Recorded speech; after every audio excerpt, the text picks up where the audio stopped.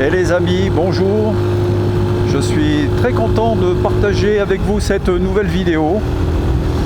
Ça y est, le rodage est terminé, donc maintenant je peux mieux exploiter cette 125 Mash Black 7.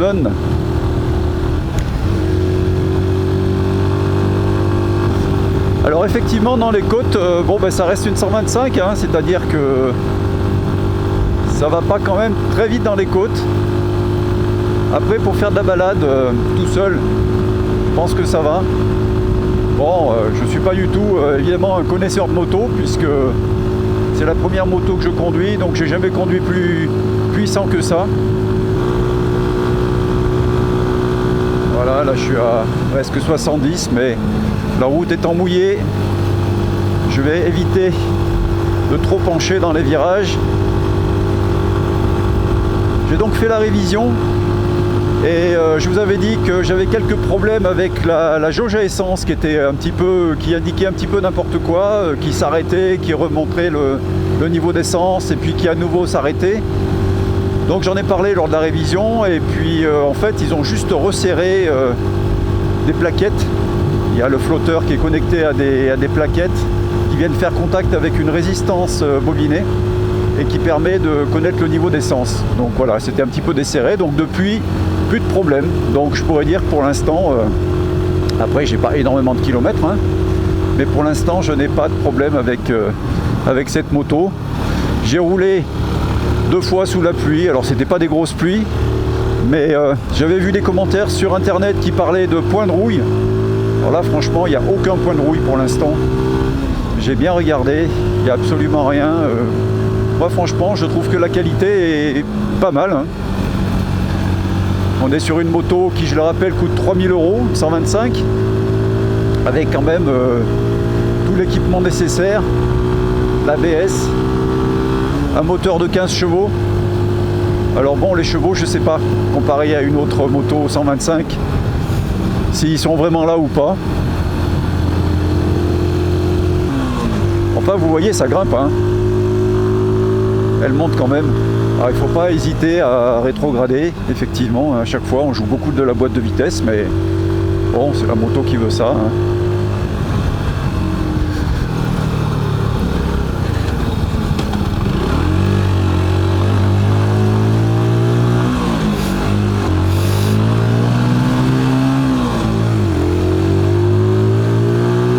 Et vous voyez, les motards avec des cylindrées beaucoup plus importantes me saluent. Alors il y a 2 possibilités, hein. Soit ils n'ont pas vu que j'avais une 125 parce que elle a quand même de face un look qui n'est pas forcément celui d'une 125 toute frêle, ou alors c'est par sympathie.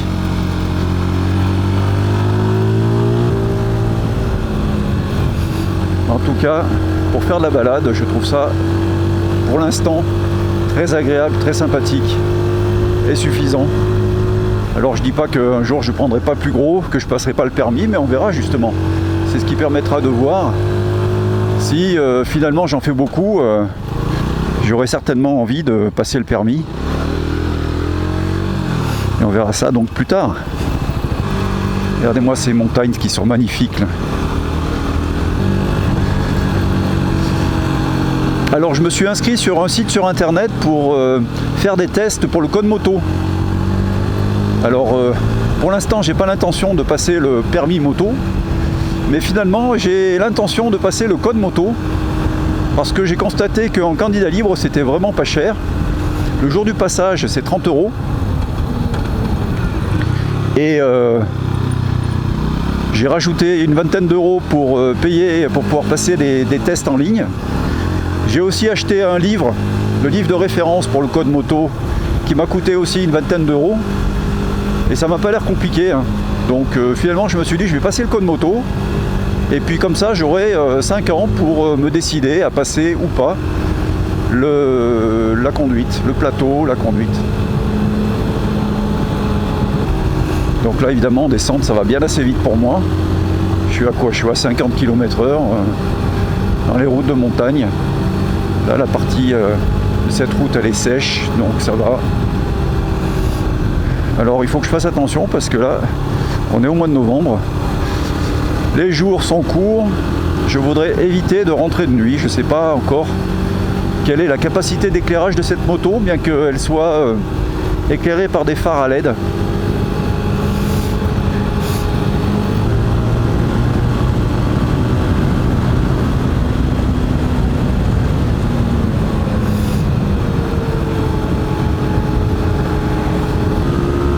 je suis à 90, bon je vais pas aller plus vite parce qu'il y a quand même pas mal de virages. Alors passer le code pour la moto, je trouve que c'est quand même intéressant même pour une 125 parce que justement on apprend des éléments de sécurité comme par exemple la trajectoire de sécurité que ici j'adopte pas du tout. Alors je vais essayer de l'adopter un peu plus. Donc la trajectoire de sécurité consiste à se déplacer pour avoir la visibilité la plus lointaine possible. Donc là si j'ai un virage à droite, je me déplace sur le côté gauche de ma voie pour voir plus loin. Voilà, donc il y a tout un tas de comme ça d'informations intéressantes et utiles pour la sécurité qui fait que même pour conduire une 125, je trouve ça très intéressant de passer le code moto parce que finalement on atteint des vitesses qui peuvent être dangereuses. Là je fais attention parce que la route est mouillée, comme vous pouvez le voir, ça brille. Et que je ne sais pas encore comment se comportent ces pneus sur le mouillé. Alors j'ai vu aussi des commentaires, mais je ne sais pas du tout s'ils sont fondés ou pas sur internet, qui dit que ces pneus sont bons sur le sec et pas bons sur le mouillé, mais je ne sais pas si vraiment ça a été testé ou c'est qu'une perception. Alors ça vaut peut-être pas effectivement des pneus beaucoup plus chers.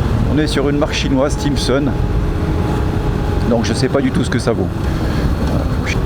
Pareil, hein, l'utilisation des freins par exemple.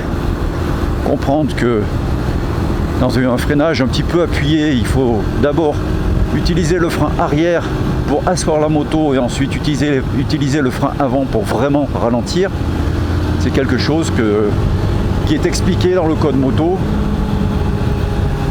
qu'on ne peut pas savoir ou qui n'est pas intuitif si on passe pas son code. Voilà. Alors, je vais prendre à droite pour pouvoir parler un petit peu plus de vitesse.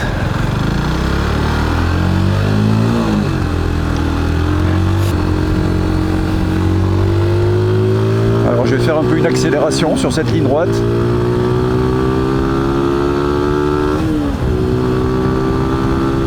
Là, j'arrive à 80.